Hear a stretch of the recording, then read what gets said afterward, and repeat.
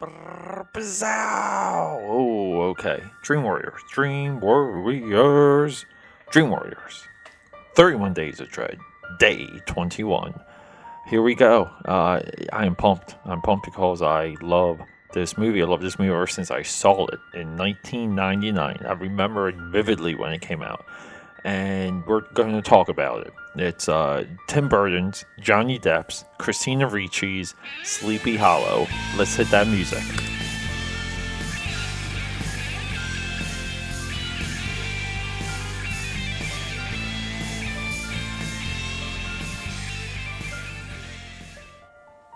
I'll tell you, doing this at this frequency with just phlegm, with mucus like in your mouth and nostrils and throat. Geez, it's yeah, it's tough. You just create and find ways around it. So here we go. Yeah, love this movie. I can't say it enough. This movie is another theme for the 31 Days of Dread, which is the nine films from 1999. The other one we spoke about was The Mummy Returns, in that, or The Mummy, the Brendan Fraser Mummy. And if you listen to that day episode, we kind of go through all the other movies that came out that year. Really feel this. The films of 1999 deserve a documentary, a examination of their own. Maybe when I'm done this, I might just go and do that. Just do one movie from 1999 a week. Just make a whole series out of it and just research the hell out of every single piece, like every piece of the movie, and just sit down and be able to unload on you guys. So running theme is 1999. The other theme is a great one. It's awesome. It's the Todd McFarlane, the creator of Spawn. That was day 8, episode 8 of the 31 Days of Dread. Todd McFarlane, comic book creator, came up through Spider-Man, and he changed comics and he changed toys at the same time and started making action figures that people said should not exist, as in detail, design, the application of the paint. He changed everything for the good, and he changed it for decades to come. His company and himself, they did a Sleepy Hollow action figure line, and I'll tell you, there was a Headless Horseman. It was like a giant figure box set that right now the aftermarket value for that thing's probably around $100. It is phenomenal. It's one of the best action figure pieces ever. So this movie's just stacked. Our pillars of filmmaking are all at an all time high here. Writing, directing, cinematography, music, set design, acting. It is all there. So why again another movie that is just isn't quite up there on that shelf. I think ABC or whoever has guts right now in network television, they need to do like a Sleepy Hollow night with this movie, gearing up into Halloween. It's definitely a Halloween feeling movie. I mean, there's few movies that actually have the essence and the blood, pun intended, of Halloween flowing through it. This is one of them. The other one that comes to mind is Trick or Treat. Um, Definitely Halloween like movie. There is no doubt that's a grounded in Halloween. I think it's a small list of movies that actually feel like Halloween as you're watching them. But yeah, Johnny Depp, awesome performance. The actors, we gotta go through it. This movie is just stacked. It's just stacked with performers. Um, Look, we have let's just do this, okay? We have, of course, Johnny Depp. He plays Ichabod Crane. Christina Ricci, Miranda Richardson, Michael Gambon, Casper Van Dien. He plays Brom. Jeffrey Jones, Richard Griffiths. I know he's been in a lot. I'm just going right through IMDb. Michael Go, Alfred.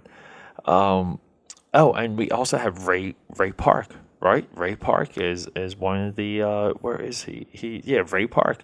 So Ray Park is the stunt performer and like the weapons guy of the Headless Horseman. Oh, and Christopher Walken. And Ray Park Ray Park had a run. It was only a few years, but his run solidified who he was in the minds of geeks. Okay, because it started with him as Darth Maul. He's Sleepy Hollow, Headless Horseman, and he is Snake Eyes in GI Joe. You don't get any luckier than that. A stunt man, a stunt performer, rising to the level that he has. Yeah, it's definitely it's unique, and yeah, it should just be always discussed because again, when the heck does that ever happen? So the other part of this movie too, Danny Elfman, incredible score. This is if you want to talk about studio film, it's a studio film on two levels personified. In story and structure, the movie just flows. It's not that it's predictable, but it's just like boom, boom, boom, boom, boom, one scene to the next, to the next, to the next, to the next, marching everything forward. Resolution, happy ending, and it does have a very happy ending. And the other part is that this movie is shot within a studio. And I think this is the height of studio filmmaking, like a studio lot filmmaking. It is like, holy crap, does this movie have its look? And it's got a couple green screen shots, but this movie has a look that few movies have. So the other aspects that are fantastic in this, Burden, I remember way back he discussed the blood in Hammer films. He wanted to have that blood. So we have a Hammer film quality to this movie. We have a Universal Monsters, like black and white Universal quality to this. The movie ends in the windmill. It calls back to Frankenstein. Burden makes a nod to himself because we have another tower, which is the windmill. We're inside with the gears, which is very 89 Batman. It's very Edward Scissorhands. So he's commenting on himself. So again, like it's a convergence point here. We kind of have somewhat of the rise of Johnny Depp just doing characters. We have something that is very much overlooked with this movie. For it, okay, I get it. Why would you just want to do a strict adaptation of Sleepy Hollow? That's just boring. Who gets excited over that? Like no one. So, quick side note: I did some research gearing up to this. Some of the research was just me watching other like reviewers on YouTube. I tried to dig up any podcasts I could. I really could not. And I tried to go through like web archives and see who actually wrote about this. And again, for YouTube, a lot of the opinions were cross-platform, the same. But we have James Rolfe from Cinemassacre. He did a real quick conversation, and his contention was that they had an opportunity to do a definitive version of Sleepy Hollow, like a strict adaptation, the one that you could show anyone at any time to be like, this is the story.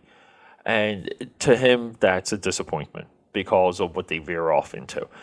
Essentially, the plot for this movie is a real estate scheme, and I'm not going to go into the detail about that because it's not even significant at all. It's not. There's all these other elements in the movie that pay off so well that again you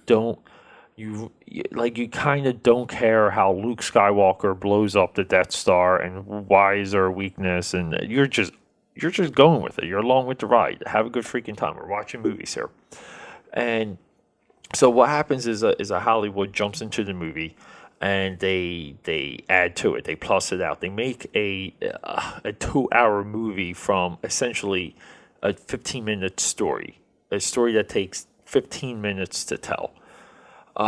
So what happens is like they just explain things, and when they do this, when Marvel does this for its Marvel movies, when Star Wars does this, everyone flips out. Everyone loves it. They do it for Sleepy Hollow. People flip their minds and they forget about the movie.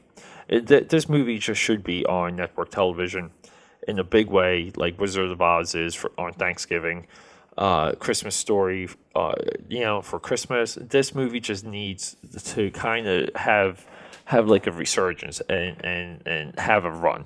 So what happens is that they go in and they explain parts of the original legend that is just goofy, and like they want to explain why Ichabod Crane is kind of like not 100% a wimp, but he's fidgety. He's kind of like a wimp. He's wimp, and I say fidgety instead of a wimp because he actually fights the headless horseman in this movie twice. But no, they explain his psychology, and his mother tortured alive in front of him by his father because his father accused the mother of being a witch. It explains the love and the longing for him and Christina Ricci, and they even give her a dynamic. She's a little bit of a like junior witch. He's not like this. I think he's a school teacher in the original tale. Here, he's a constable. He's an investigator, forensics guy. He's going to Sleepy Hollow to investigate murders. I like these elements. I think it adds body to it. I think it adds additional motivation rather than someone just being scared, someone just being freaked out. You gotta explain the Headless Horseman. Where does he come from? The Headless Horseman origin in this movie is nothing but awesome. He's the German dude that comes over during the Revolutionary War just to fight. He's like a monster, like a real life monster. Okay, awesome. Sign me up. We have even a nod to the visuals from the Disney, which is the we're on the bridge and the flaming jack-o'-lantern, and he gets thrown at Ichabod Crane. Casper Van Dien disguises himself as the Headless Horseman in this, and recreates that scene for us. So we got Burton makes nods all over the place. He honors actors that have a history in movies like this. Christopher Lee, for example. I even like they used Michael Gough, Alfred. I love it, and Emperor Palpatine from Episode 1, 2, and 3's in this. I forget the guy's name, but this movie's just loaded. It's got so many good people. Visually stunning. Again, I don't know. It's hard how a movie like '99 was such a competitive year, but any other year, this movie just probably would have swept technical, or at least set design, set direction, costume, sound editing. I think it would have. But so just watching this movie, there's one thing that occurred to me. This might have been one of the first movies where I realized how a director can put his DNA onto celluloid. Just kind of like throw it out there. And, at this point, the only films of Tim Burton that I saw was, of course, the '89 Batman, Batman Returns, Beetlejuice, Edward Scissorhands, like Pee-wee's Big Adventure, but I kind of never like put that in the category before. But like just visually, it was like 1, 2, 3, and then 4, and 5, and then Sleepy Hollow. And I just realized I'm like, man, like he puts himself into the movie, like his psychology, his point of view, the way how he sees things. And the other big revelation to add to this was, and this wasn't until like recent history for me, where I realized, didn't realize, but listening to an interview with Burton, he offhandedly said that he doesn't create his own projects. He's handed projects, and he just makes movies. They tell him, hey, can you make this? Can you do this? And he says yes. He's essentially a straight up studio director. He directs in studio, like in the studio system. So when people knock that the studios don't do artistic movies and favor artists and pump them up and create careers for them and like add to the culture because of that. Tim Burton is one of your best examples of even the studio system now of what someone can do inside the studio system. The guy plays ball, he works, he gets his job done, like, and that's it. And sometimes it's a wonderful, like, and sometimes it's not. Sometimes it's like Mars Attacks. But hey, yeah, I mean, this is definitely a Tim Burton movie. So what else can be said about this? I mean, like uh, they added so many beheadings. Again, I forgot the tagline for this movie is "Heads will roll," and there is so many beheadings in this movie. I just love it. And, like it just lives up to the poster. Uh, at the end there's so we go through this whole thing, okay, and this movie wraps up. It wraps up just like Excalibur, and just like well, not so much Excalibur towards the end of Excalibur, but it has a Dark Crystal ending, meaning that the evil's vanquished and there's a rebirth, there's brightness, okay. um, So it turns to autumn. Like we have autumn colors at the end, and then they go back to New York, and it's white and it's snowing, and Christina Ricci is wearing a Beetlejuice black and white striped like gown dress, and it is just awesome looking. I mean the design for that is just it's like wow, like like that even could have been a McFarlane action figure. So yeah, I mean, Sleepy Hollow, you have to add it to your Halloween regular like list. It just needs to always be once a year. You gotta watch this movie around Halloween. I'm making it a tradition of mine. But hey, 31 Days of Dread, Day 21, Sleepy Hollow. I can't say enough good things about this movie. Yeah, coming up, you guessed it, Day 22. What's it going to be? I don't know. I'm between so much, but hey, hit me up, AKAPAD 13 Instagram, AKAPAD on the Snapper Chatter, AKAPAD on the Twitter, Peter A. DeLuca, and AKAPAD on Facebook, AKAPad.com. If you want to just see some of this stuff more, or my website's going.